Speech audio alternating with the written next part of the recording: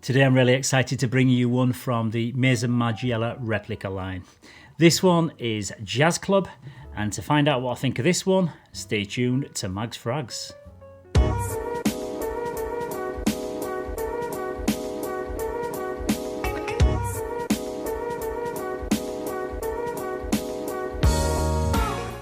Yes, hello again everybody and welcome to another episode of Mags Frags.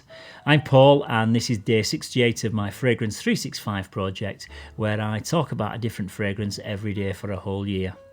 Today's scent of the day is Jazz Club from the house of Maison Margiela, which was launched in 2013, and it's part of the brand's Replica line, which aims to capture significant locations and moments in time. This one takes us on a trip back in time to a pre-smoking band, to a Chicago jazz club filled with heady cocktails and cigars, and presumably a trumpet or two. But without further ado, let's take a look at the note breakdown and let's see what's in this one.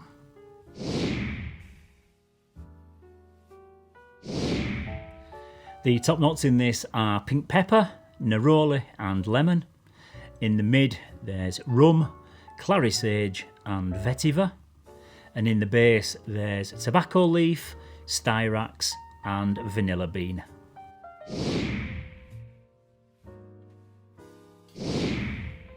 This is a warm, sweet and smoky fragrance with also some boozy and leathery undertones. Back in the day, I used to work as a DJ in lots of bars and clubs throughout my 20s and 30s, and this one does a fantastic job of capturing the essence of a liquor-filled room with tobacco smoke clinging to the leather Chesterfield style seating. It's a very atmospheric scent that really transports you to a different time and place. It opens up fairly bright with the lemon, neroli and pink pepper producing a clean and slightly spicy aroma. But this doesn't last very long, and straight away I can pick up on this smokiness in the background, and this comes through even more as it starts to dry down. Into the dry down, the whole composition sweetens up a lot with the vanilla bean and the tobacco leaf adding some smooth, sweet creaminess to the composition. The rum in the heart of the fragrance brings a lovely booziness to the overall scent profile, and I couldn't help but noticing that this shares a very similar resemblance to one of my all-time favourite fragrances.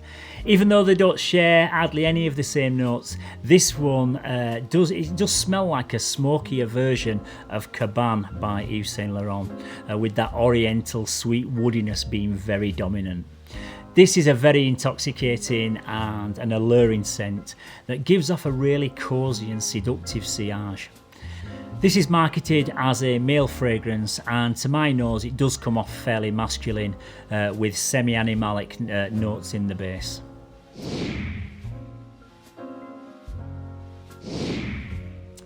The bottle design is very similar to all the other fragrances from this line, with this clear cylindrical glass bottle, and we've also got the white fabric patch on the front which contains all your product information. The juice is a nice deep amber colour, and you get the usual chrome atomizer with the rope detailing that runs around the neck.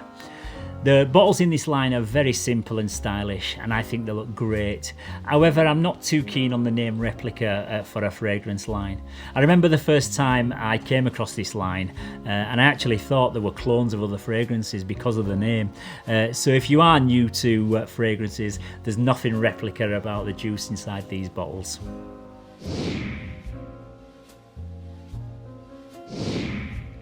This is an autumn and winter fragrance that would be perfect for an evening with friends in a relaxed setting.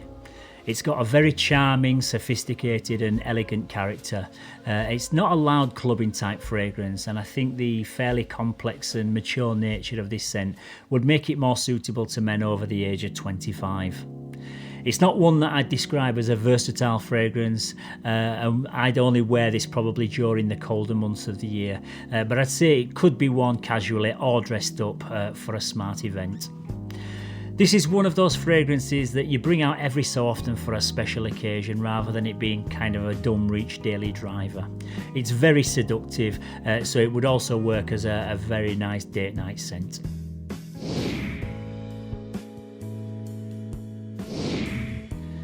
Yeah, this is more of a classy and elegant fragrance, and the aim of this one is not really to scream loud. It's got enough projection to get you noticed without being too loud and aggressive. You can expect to get between, I'd say, 6 and 8 hours of longevity, so it's also not a beastly performer, but it's not weak either. This is one that I never go nose blind to, and I get constant wafts of this throughout the whole duration of its lifespan. So I'd say the wearer will get the benefit out of this one rather than the people around him.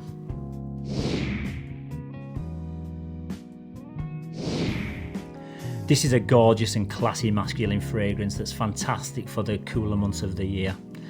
It smells rich and luxurious, and I find it very addictive.